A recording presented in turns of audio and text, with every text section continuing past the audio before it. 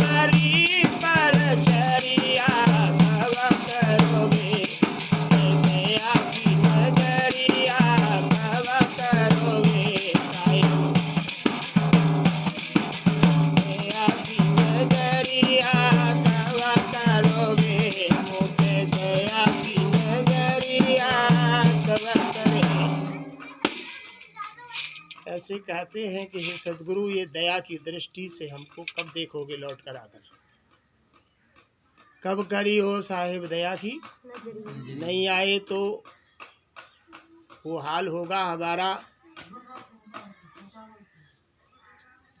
उदाहरण देते हुए कहते हैं जैसे चमके, जैसे तड़पे जल बिना मछलियाँ, मछली जल से बाहर निकाल दो तो तड़पने लगती है, वैसे ही यदि आपने दर्शन नहीं दिए तो वही मछली जैसी तड़प हमारी भी होगी, इसलिए आप जल्दी दर्शन देंगे।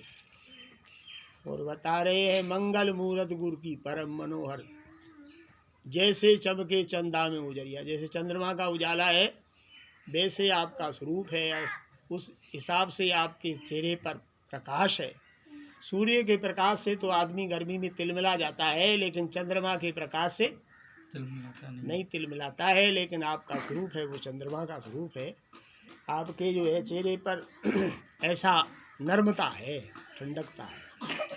लास्ट में कह रहे हैं तुम्हारे दर्शन को घर को काम छोड़ के कब की देखो ठाड़ी डगरिया, जैसे शिवरी जो है राम के दर्शन के लिए बेचारी बार बार निकल कर कुटिया से रास्ते को देखती है और कहती है मेरे प्रभु राम कब आ जाएंगे, बार बार निकल कर देती है। ऐसा ना हो कि मैं कुटिया में रह जाऊं और जा रास्ते से वे निकल जाएं, तो बार बार निकल कर देखती है। ऐसे आमीन कहती है तुम्हारे घर को काम छोड़ के और कब से देखो तुम्हारी डगरिया, डगरिया माने रास्ता देख रही हूँ, कब करोगे साहिब दया की नजरिया।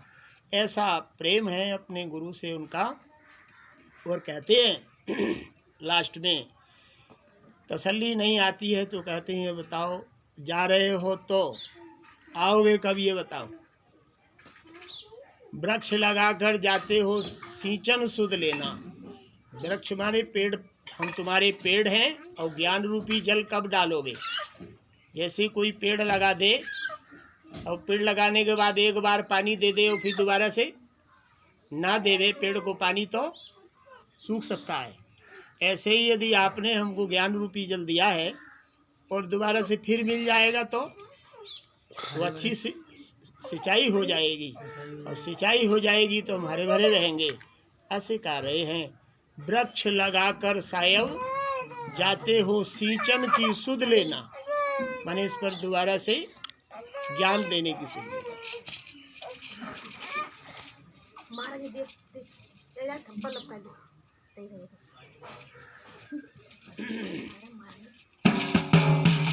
बताया है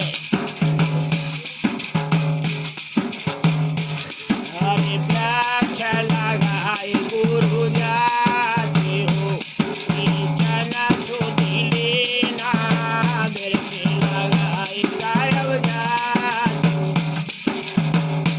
सिंचन सुध लेना, वृक्ष लगाए सायब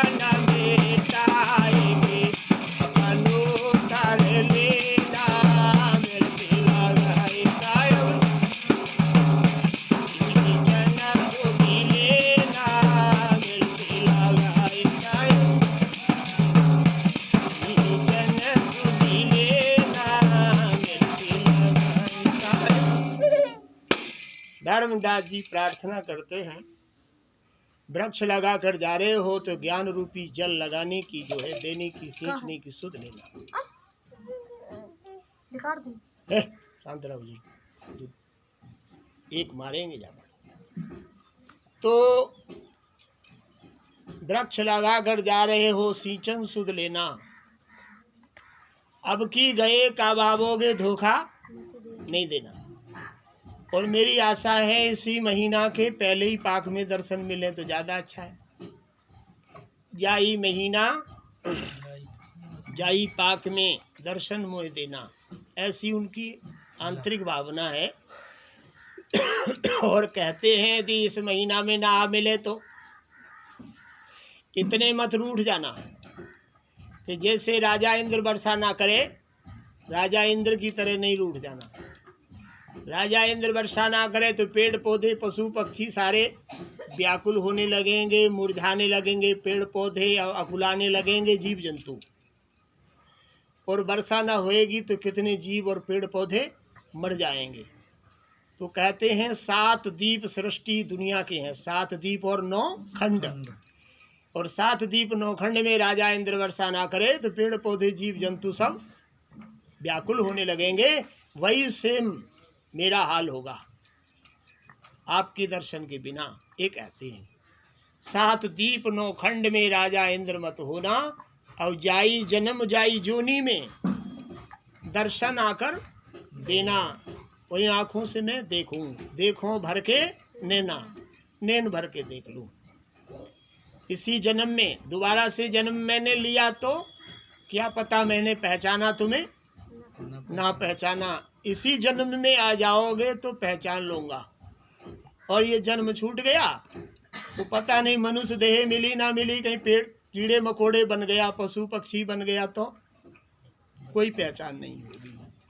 तो कहते हैं 7 द्वीप 9 खंड में राजा इंद्र मत होना, जाई जन्म में और इसी मनुष्य योनि में, इसी जन्म में और इसी मनुष्य योनि में मुझे दर्शन देना, ऐसी शिक्षा देते हैं।